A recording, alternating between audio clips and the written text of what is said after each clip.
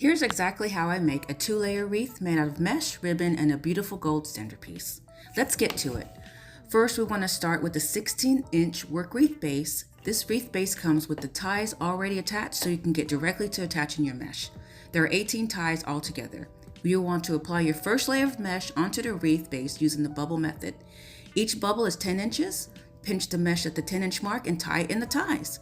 You're going to do this for the bottom layer and the top layer until all ties are filled.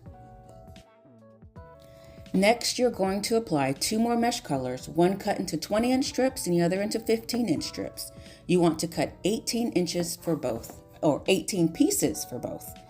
Quick tip, cutting the mesh at 20 inches will get you an even 18 pieces and you get to use the entire roll of mesh, well, at least for one roll.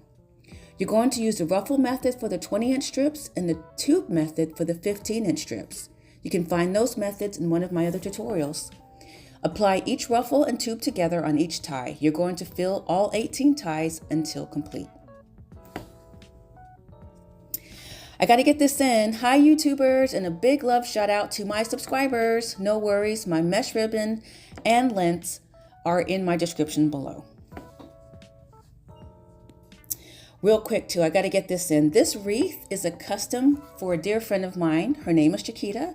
She's a Louisiana girl living in the Texas world who loves Mardi Gras.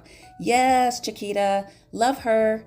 It's Mardi Gras season, y'all. Here's a fun fact. The centerpiece is a fleur-de-lis, which symbolizes New Orleans' connection to the city's French heritage. Next, you're going to want to apply your ribbon. You'll need 2 types. You need a 2.5 inch cut at 14-inch lengths and a 1.5 inch cut into 12-inch lengths. You need 18 pieces. Make sure y'all dovetail each one before applying because it's super tedious and annoying to have to dovetail each one while it's attached to your wreath. That's just an FYI tip for y'all.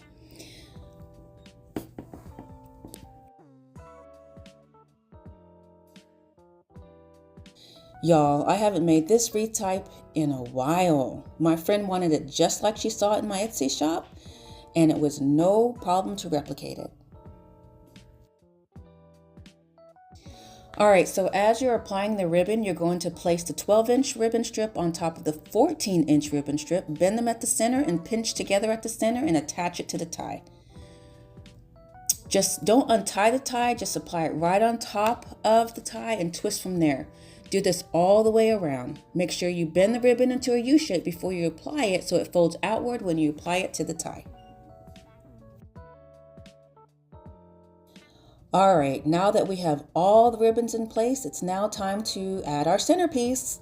Place your attachment on the wreath to get it exactly where you want it. As you can see, I was checking out some pics that I wanted to add and even considered adding 2 fleur-de-lis, but that's not what my customer asked for, so I had to get back to the customer's request. Y'all know me, I'm gonna wanna dazzle it up.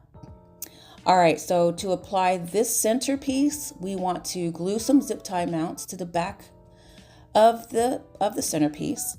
String some floral wire through the holes on the zip tie mount and thread the wire through the wreath and wrap it around the back of the wreath base.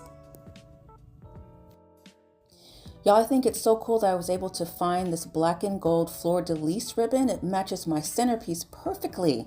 How cool is that? So exciting.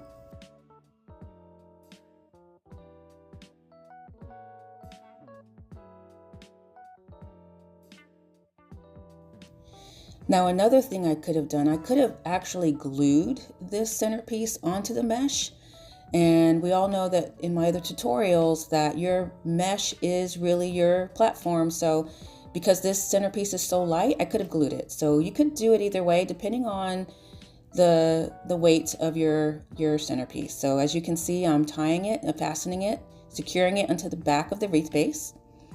And then I will add some picks. Yes, I did. Y'all gonna see that later, but I did add picks. I had to do that, but I made it very, very subtle.